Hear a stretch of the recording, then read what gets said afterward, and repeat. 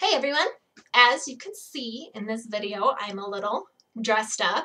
I was asked by one of my viewers if I could do a review for the Battle of the Five Armies. And of course I said yes. So, here's going to be a little bit of my 2 cents. Just kind of my own thoughts and opinions. A little bit of book to movie comparison, but not too much because I feel like too many people are comparing the book to the movie word for word, and that is not what I'm going to be trying to do here. Because, try as you might, a book is never going to be just like the movie and vice versa. It's not going to happen. Written word is a lot different than actual imagery, and that's just kind of how it is. So, first off, I'm going to come right out and say I love the movie. I love it. I did feel like the third one was a little bit over dramatic. They could have toned down that a little bit. But overall, it was good. Of course, a lot of made-up characters in it. Legolas. I'm looking at you. No. I didn't mind Legolas being in it too much. He wasn't one of the big characters. I don't know. I felt Tariel was a little bit bigger than he was. But, I don't know.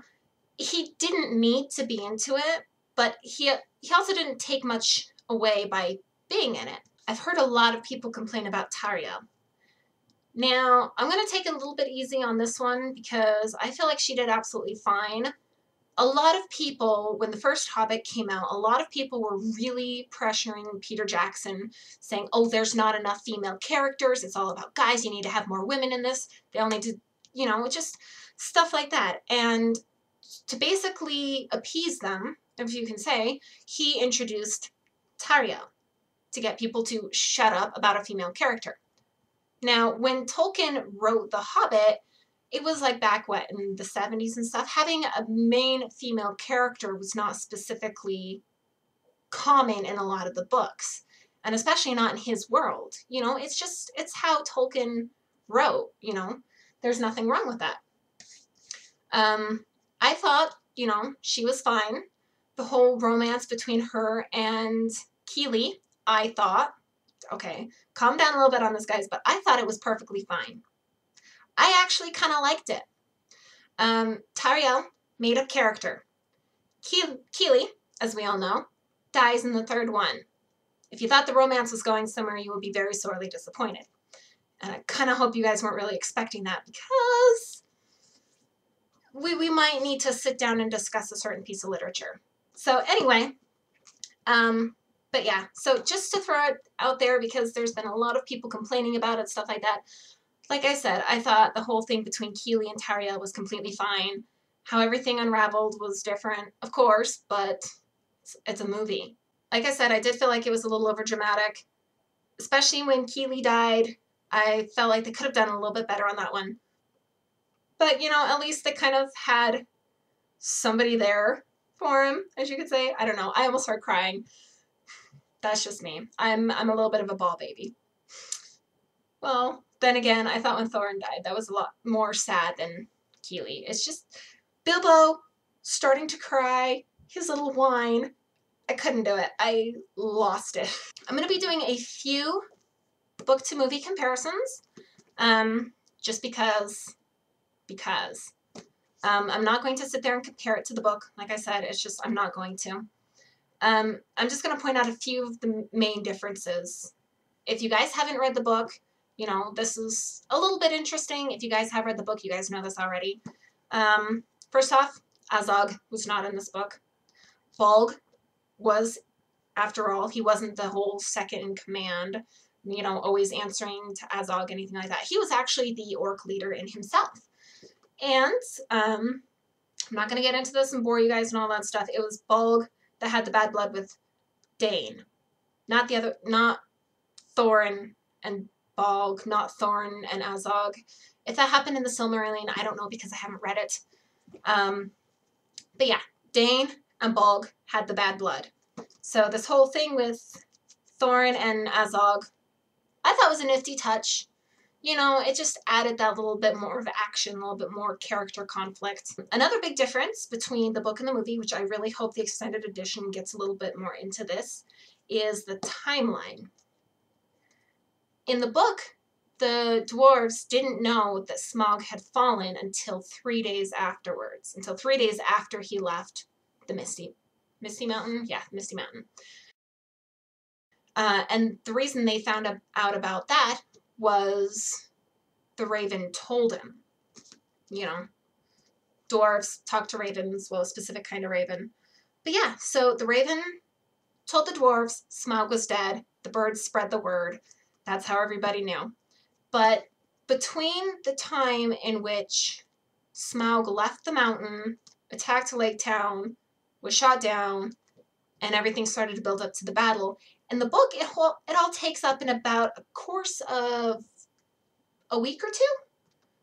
Yeah, it wasn't just like one day after another. It took a long time to build up to that. And I really hope the extended edition kind of adds more to that. Shows a little bit more of the timeline, like they did in the second movie with the with Mirkwood. I loved it. I will get into that at another time because that is another review, and this is for the third movie, not the second. Another big difference with the book and the movie was Thorin's descent into madness. It did take a little bit longer, you know, the whole dragon sickness and whatnot, but and starting out, he didn't instantly jump to try to get the dwarves to find the stone for him, the heart of the mountain. He was trying to look for it a little bit by himself, and then after a little while, after they found out that people were coming to try to get his gold, he enlisted the other dwarves to help him find it. And the dragon sickness touched all but the two younger dwarves, Keely and Feely, was it? Feely and Keely? So the dragon sickness kind of got to all of them. And it wasn't specifically the dwarves that kind of knocked Thorin out of his whole dragon sickness. It doesn't specifically talk about that in the book. It's just the battle begins, everybody's fighting, next thing you know, Thorin and the dwarves are coming out. Another thing with the Battle of the Five Armies, when all the armies were gathered together and they were all starting to fight, it all happened in the valley. They didn't have this whole attack in Dale. The women and children weren't endangered like it was. But, you know, it's a Hollywood film. They got to add some drama into it. You know, it's just another piece of the battle. Because in the book, the battle takes up a whole, 6 pages? It's not the huge part of The Hobbit. You know, it's about their journey to the mountain. There's a battle afterwards. Bilbo goes home. But overall, I thought it was a really good wrap-up to the story. Like I said, they could have toned down a little bit of the drama a little bit. The whole Galadriel fighting Sauron was kind of cool, but once more, I felt like they kind of could have toned that down a little bit more. That's just my opinion. I really thought it was interesting how he brought in Gundabad. And yes, Gundabad is mentioned in The Hobbit. Very briefly, but it is in there. Legolas, however, yeah. Elf action. So another difference between the book and the movie was Thranduil, the Elven King. Thranduil. Thranduil? Thranduil. I probably slaughtered his name, but oh well. In the book, he was actually a whole lot kinder than he was in the movie. He wasn't as cold. He wasn't as ruthless.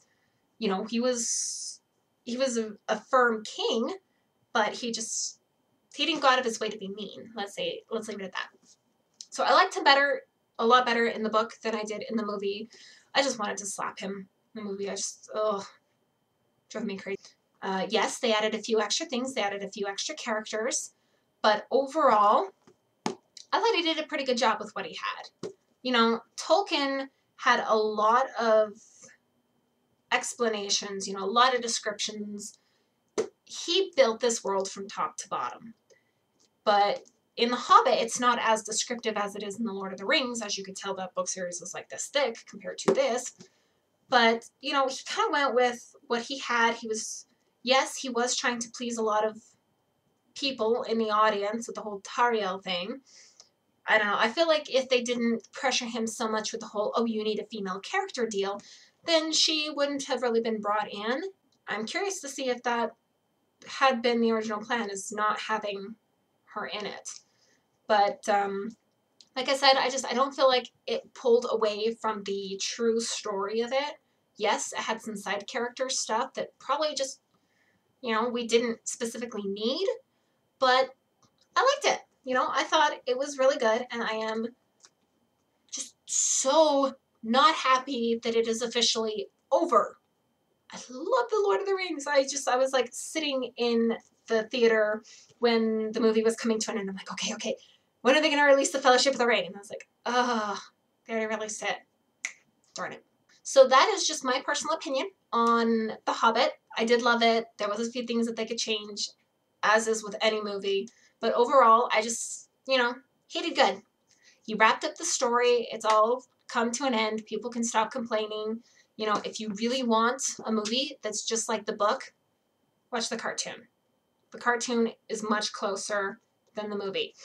And it's got some songs to it too. Yeah, fun songs, closer to the book. What's not to love about it? And they all look funny because they've all been drawn that way.